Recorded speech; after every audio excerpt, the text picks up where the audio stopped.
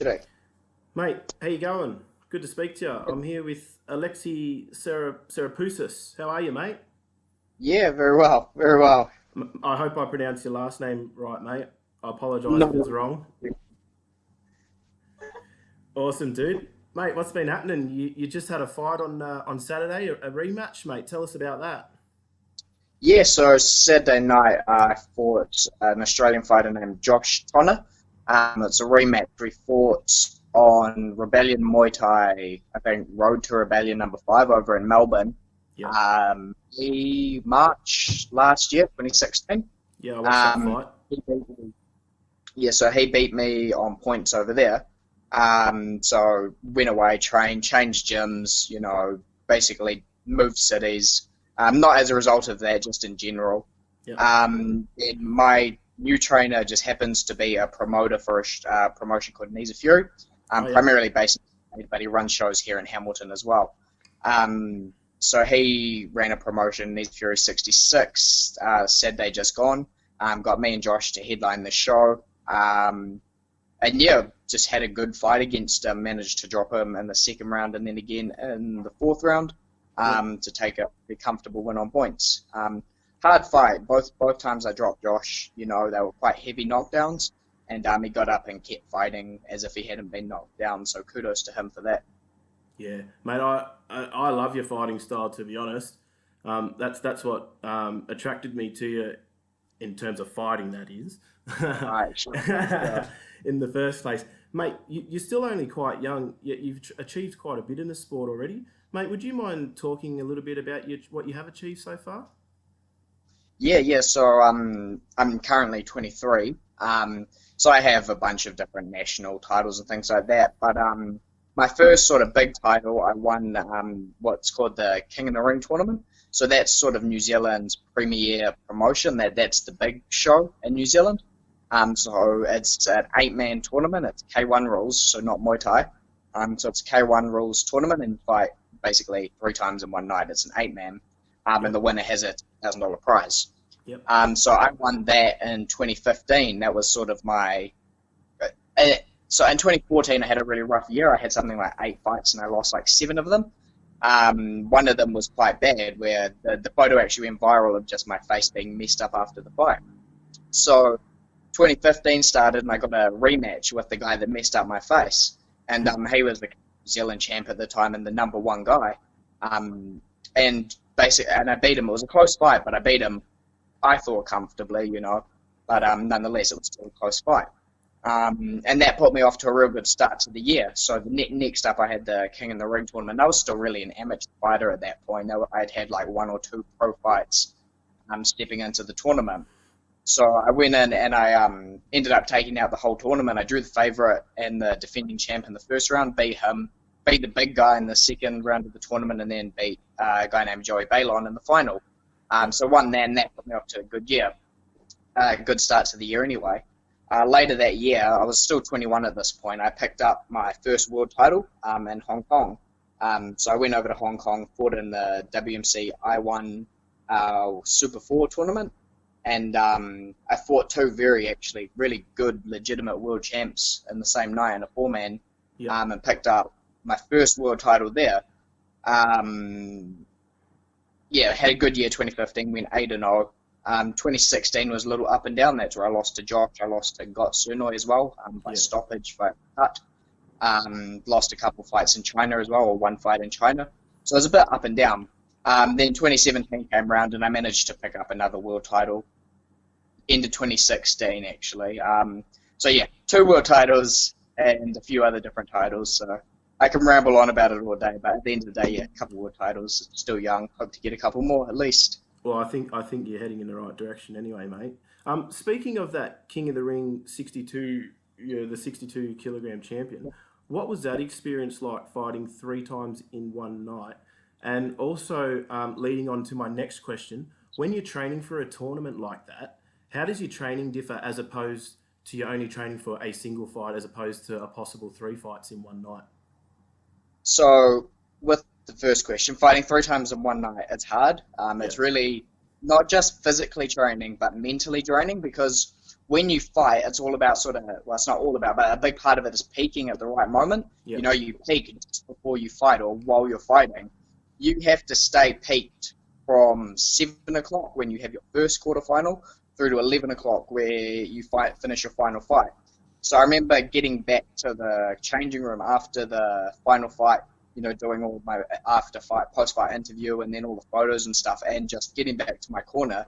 Everything was, getting back to my changing room, sorry, everything was fine. Then I sat down and my body just went, whoa.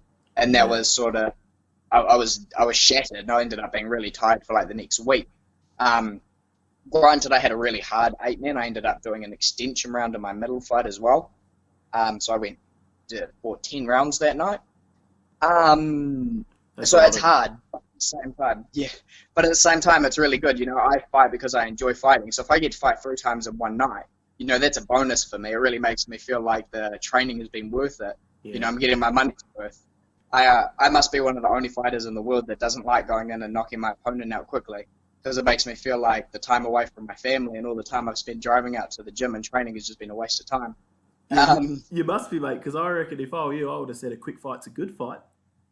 Yeah, exactly. That's what most fighters' sort of attitude is, and for good reason. You know, you get it over and done with, you still get paid, and you tend to not be sore. But I really like to get my money's worth. And your stitches and your bruises, by the looks of it, on some of your photos. Exactly. I'm a little disheartened if I'm not sore after a fight, to be honest. In terms of training for the tournaments, it doesn't differ too much. You really just, well, for me anyway, you really just have to make sure that you're fit enough to be able to fight multiple times. There's not a lot you can do to deal with the clash shins and the kicking someone's elbow, kicking someone's knee, or in my case, getting a small cut and things like that between the fights. Yeah. You really just have to have a cup of concrete and get into the next fight. Yeah. I recently did a 4-man with my new gym. So I moved up from Wellington to Hamilton and obviously started training in the new gym. And I had done one 4-man with Ethan, my new trainer, and we took that out. We won it.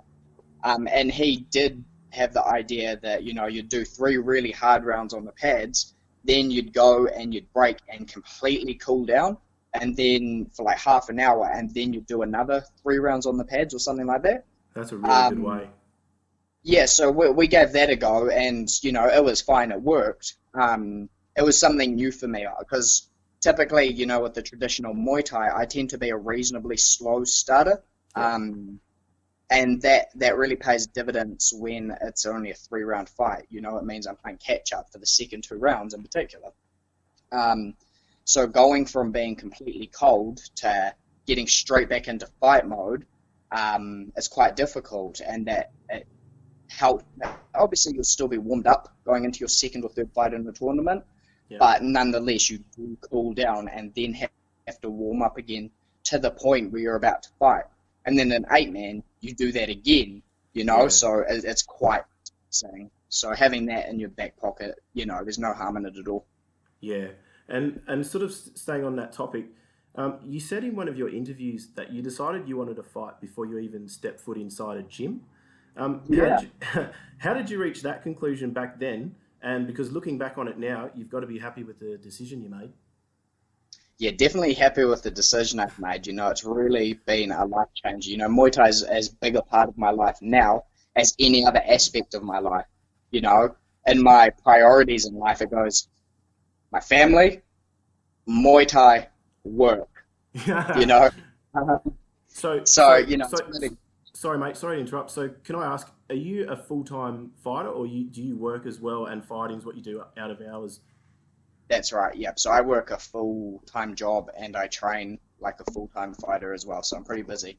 Yeah. I do my 2 hours morning training and then my 2 hours in the evening every day as well. And I work full-time. So you're a busy lad, mate. Yeah, constantly. And I got a 7-year-old and a 5-year-old as well that, you know, they definitely take up their share of time as well. So busy, never stops. Well, I was going to ask I was going to talk about this later, but seeing as you've led into it, I'll get into it now. You openly admit in some of your interviews that you started a family when you were only 16 years old with your now wife and have always been Yep. there for your kids ever since. When I watched you Yep. talk about it in one of your interviews, this made me respect you even more, not only as a fighter, but as a man. Would you be able to discuss how having a healthy family life carries over into the gym and into your training and fighting? Yep.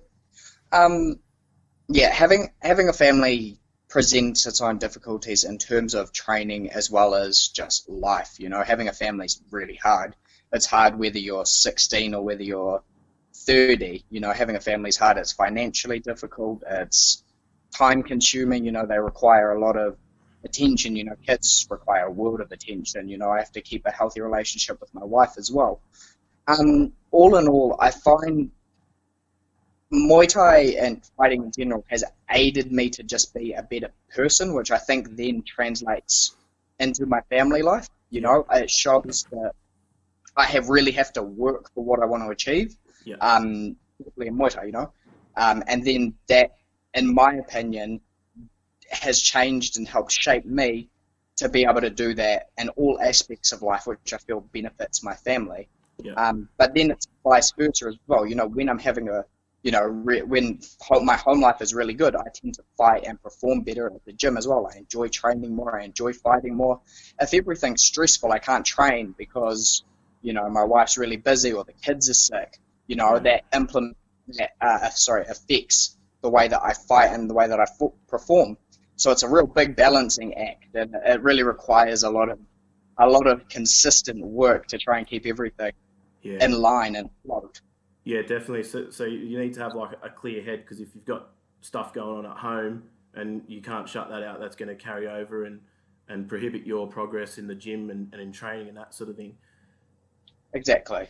Yeah, and one thing that you did say is that you don't fight for your kids. It's purely a selfish thing, but you do use them as motivation. I'm glad you said that because I think of fighting as a selfish sport myself. Can you discuss that a little bit? Yeah, so basically that came about because, you know, obviously I've seen plenty of different fighter interviews and things like that, and a lot of people talk about how they fight for their kids. Yeah, And while I can see how that would be the case, or for their kids and their family, I should say, while I see that's the case when you're fighting as a full-time profession and that's your only source of income, I could see how that would be the case because obviously that's how you pay the bills. yeah, But as a person that has a full-time job, and more often than not in these interviews, they do have other sources of income or other jobs, I don't feel like fighting is for my family. I use them as motivation, and we talked about it briefly just before, you know, to be a better person, to put the work in, to train hard and not feel like I'm letting myself down or letting other people down by yeah, slacking. yeah, But at the end of the day, I don't fight for them because they're better off with me at home for 20 hours a week as opposed to in the gym 20 hours a week. It's really just my escape from the world. It's my sanity. yeah, You know, this is what keeps me being me. If I don't train, I haven't been out to the gym since my fight on Saturday. I've got a gym at my house that I train at. But if I haven't been out to the gym and I don't go out to the gym, I get edgy. You know, I get yeah, I get on edge. I get fidgety. You know, yeah. the training really releases endorphins for me and just makes me feel better. If I'm not training, I feel empty. I feel empty. Yeah, mate, I completely agree with you because sometimes like I feel like shit or I just can't be bothered and I'll be like, Yep. oh, just go to training and you know, you get there and maybe for the first 10, 15, you're like, oh, fuck this. But you sort of Yep. just, you get into it and you're like, oh, I'm here now. Let's get on it. Let's get on with it for the next 2 hours, you know? And also, I agree with you when you said that you don't use your, like you use your kids as motivation because while I don't disagree that some people do use their kids or do fight for their kids, I personally think fighting's a selfish sport. And at the end of the day, you've got your trainers and your gym partners and your you know all that, and they can show you and give you all the tools you need. And but at the end of the day, it's up to you when you jump over the ropes and step in there. It's not a team sport, so you can't say, "Oh, it was the goalkeeper's problem," or "It was Yep. 9 other guys." It's only you and the other guy, mate. So you got Yep. no one else to blame but yourself, you know. So I really, I could really, I don't know what the word I'm looking for, but I could really connect and agree with you Yep. on that topic.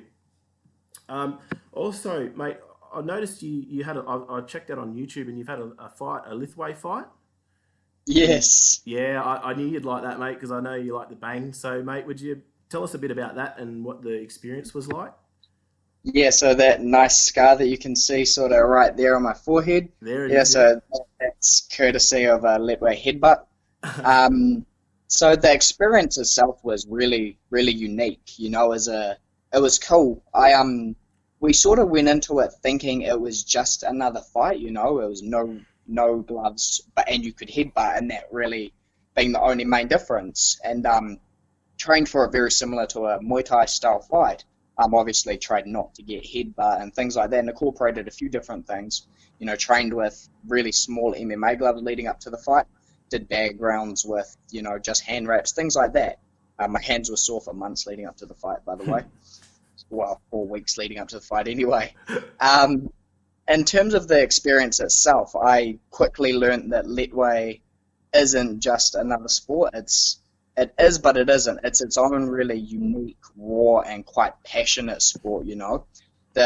It's really cool. I would love to give it another go. I fell in love with it. Just the culture behind it is unique and passionate, just like Muay Thai is. Potentially even more so, just given how brutal the sport is. Well, Um, when I saw that you were fighting, I was like, oh yeah, he's right in his element here because you just love to stand and bang, don't exactly, you? exactly. It was good. I've got dislocated knuckles and all sorts from that fight, and I only fought for like 5 minutes. Um, so it was something new. The fight in itself, when I got into the ring, obviously Burma, I'd never been to Burma before. Burma's a really interesting, quite cool place. It's one of those sort of countries that when else are you going to go there? So that was a big part of why I wanted to take the fight, just to travel. I do the sport for the experiences it gives me, and Myanmar and Letway certainly added to those experiences, from eating dog and thousand-year-old egg to Oh my fighting god. world champion, you know. Um, but anyway, when I got into the ring, I remember thinking to myself, so normally when I fight, I'm quite a relaxed, calm, confident sort of guy. I get a little bit nervous just before I walk out, as every fighter does. Get slightly nervous when we're doing the face-to-face talk in the middle with the ref, and then you walk back to your corner, take your monk on off, whatever happens then. And they're really the only times I get a little bit nervous, but even then it's controllable. I remember just as the first bell was about to ring, after I went back to my corner, thinking to myself, what the fuck am I doing? Like, I'm really about to do this. I look down at my hands and there's just these like cement hand wraps on. And I'm about to headbutt and basically just try and not get headbutt.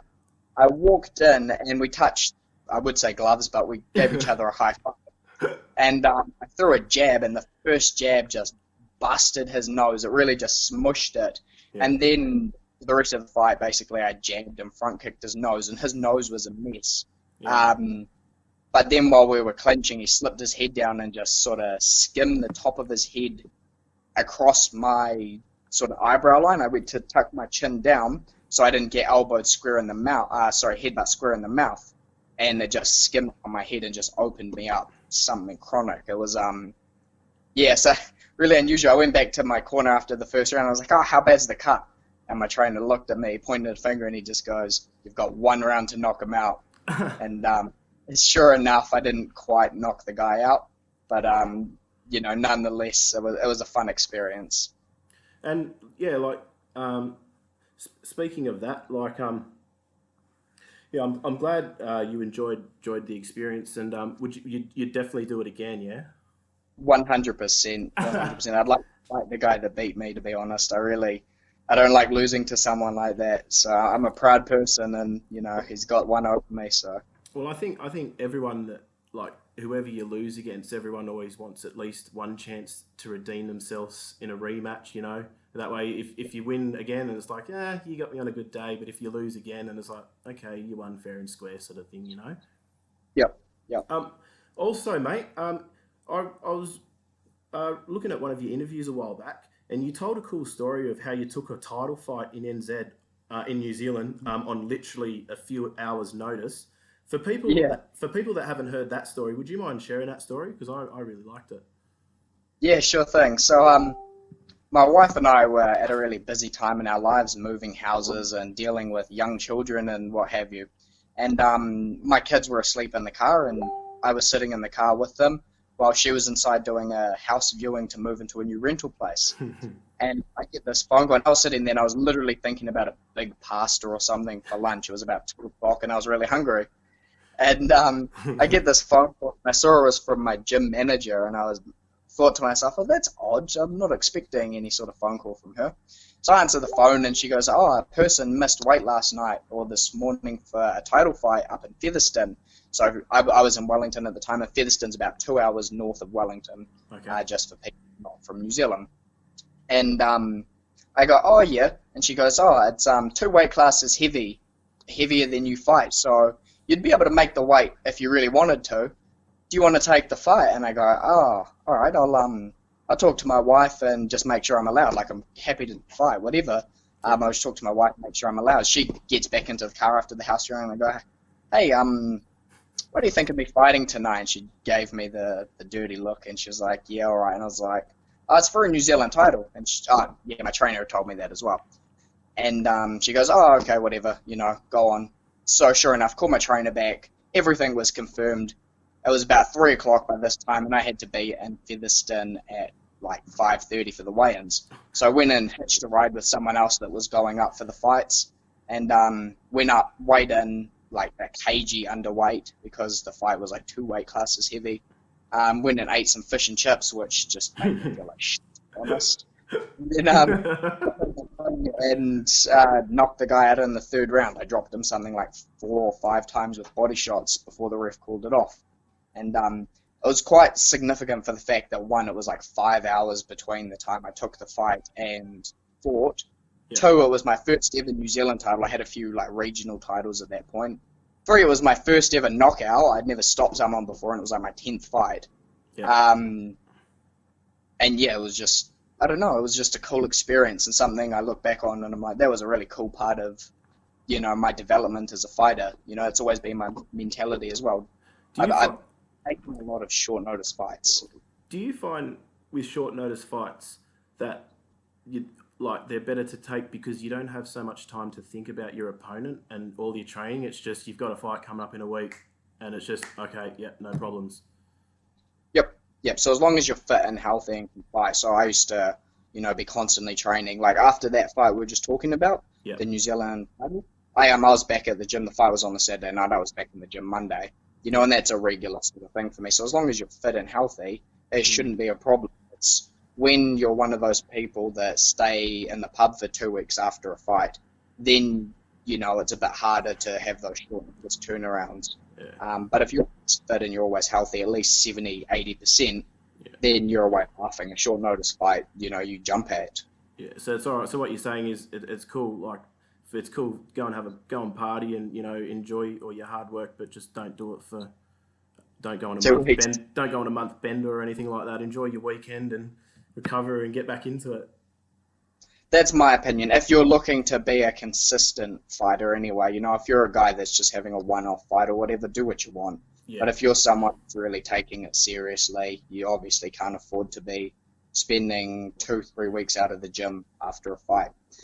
The other thing is that's when you tend to improve as a fighter as well, because that's when you can go over what happened well in the fight, what went wrong.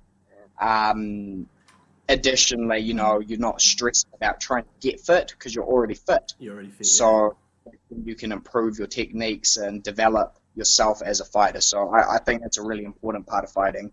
Yeah, no, is definitely. The consistency. Yeah, consistency is the key, man, definitely. And you say you fought as low as 57 kilos. Is that the lowest you would ever fight at? And what's the heaviest that you would fight at? So that's the lowest that I have fought at. How was that weight cut? I did 12 kgs in 3 weeks for it, so it was painful. Now, I'm not normally as heavy as 69 kgs, but I ballooned out for some reason. I don't really remember why. I just remember hating the weight cut. Yeah. I remember sitting in a sauna for 4.5 hours, dropping 5 kgs in the morning of the weigh-in. And that was painful too. Trying to find a sauna in Hong Kong is painful enough.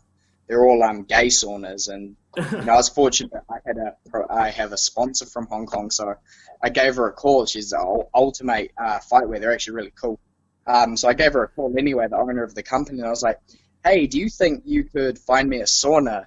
I can't for the life of me find a sauna. And she laughed and she said, yeah, you won't be having any luck, are you? And I was like, nah. She was like, there's one actually 400 meters from you. I've booked you in. Can you just get there? I'm like, yeah, sweet. So I walk up there, 6 o'clock in the morning for the 11 a.m. weigh-in or whatever it was. Ooh. Sitting in the sauna just for hours, just losing the weight, hating myself. Oh, But in saying that, I can make 57 probably no problem at all. I weighed in at 60 kgs on Friday night yeah. for my fight on Saturday, and I had done a really good weight cut leading up to that. So I got to have a sandwich and a drink on weigh-in day at 60 kgs, Mate, which is unheard of. I read in your Facebook status that you went for a bloody meal with your opponent after weigh-in. Yeah, of course. Such a nice Of bloke. course. Such a nice bloke you are. Yeah, it was, well, he was actually a nice bloke. He bought me my meal. Well, So, see, this is another thing that I love about Muay Thai, like fighters and stuff. When it comes to weigh-ins and stare downs and stuff, there's rarely you see any of that other bullshit, like you see in the USC. Like, mate, you're going to be punching on inside the ring tomorrow. Just wait till then. oh, I hate that part of it, and that's something that really bothers me. I can see how it sells it, Yeah, sells a fight for the meathead fight fans, yeah, yeah, but if people that really appreciate the sport for the sport's sake, and that's why Muay Thai is so much, I believe it's really unique in that sense, and because the fight money in Muay Thai is, significantly lower than MMA or boxing, you don't need to try and upsell a fight to the yeah, extent that these guys do. And because it's essentially a traditional martial art as well, there's a lot more respect and honor around it. Me and Josh are good mates. We fought before. We became mates after that fight. We'd spoken before the first fight, but we've sat and spoke on the phone for like 40 minutes after he fought in Hong Kong.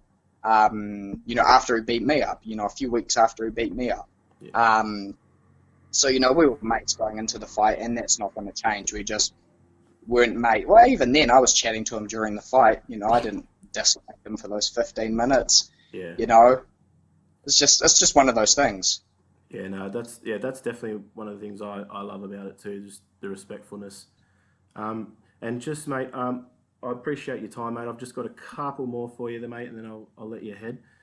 You've mentioned before that you would like to fight in other countries besides Australia or New Zealand to get more notoriety and to get more competition. Have you got any shows? Have you got any shows or opponents in particular that you have in mind? Yeah, well, yes, I've got heaps actually. So I fight in China quite a lot as it is. I fight for a few different promotions, but primarily Wulin Feng, so WLF over there. So that's sort of the biggest promotion in China, followed closely by Kunlun Fight. Yeah. Never fought it and would love to if they gave me a chance. Shout out, go Kunlun, give me a fight. Cool. Give Alexi a fight. Yeah, give me a fight. But short of that, I've only really fought Myanmar, Hong Kong, China, New Zealand, Australia, throughout Asia. I'd love to get over to Europe or to America. I'd really like to get on Lion Fight.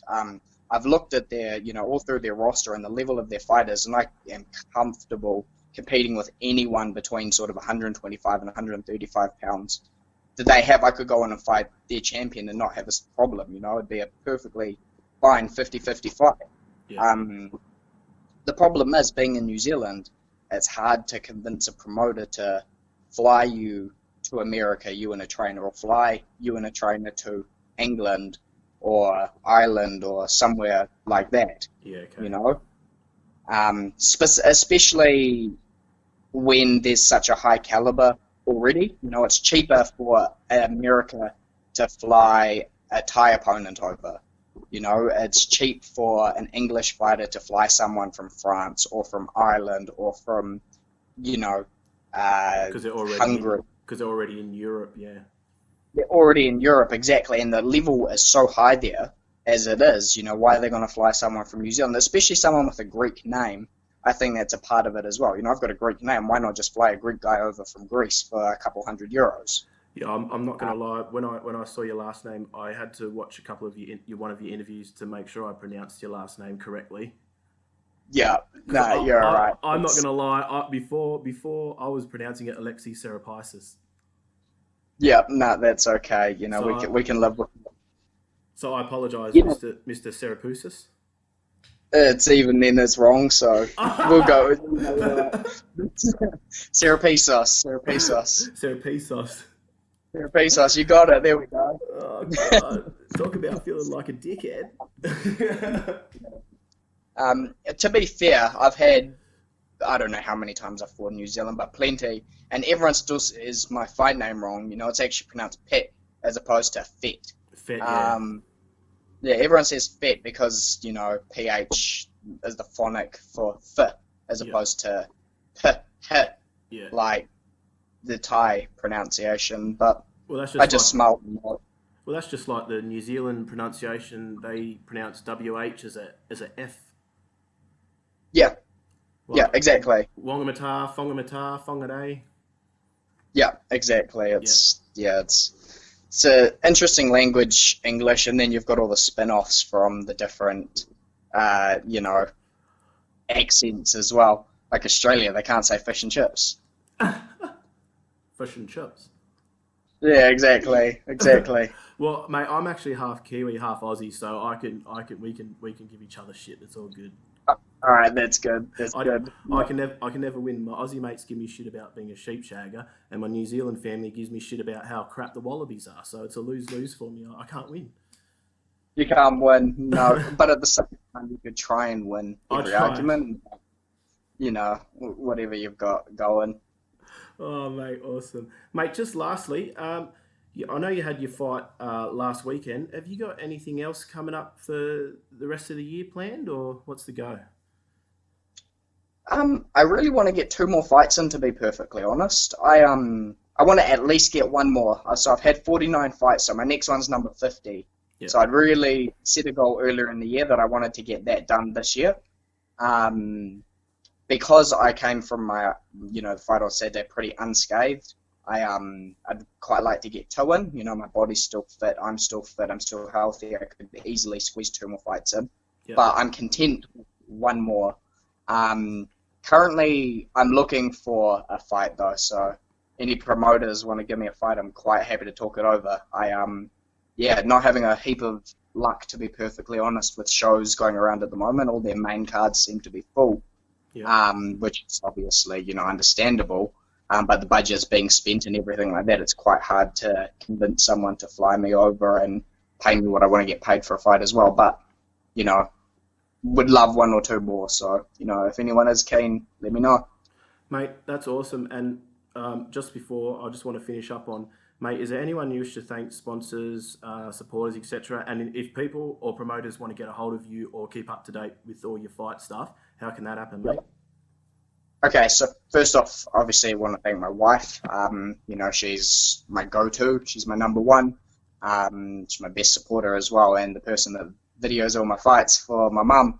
Um, but no, I want to thank my wife firstly, you know, for all her ongoing support and everything. But then, you know, I've got a few sponsors that have been fantastic. They've been with me for a long time. I only have a small number of sponsors, but you know, they've been with me for a long time, so I appreciate the support. So Unbreakable Fightwear and Ultimate Fightwear, you know, really love everything you guys have done for me.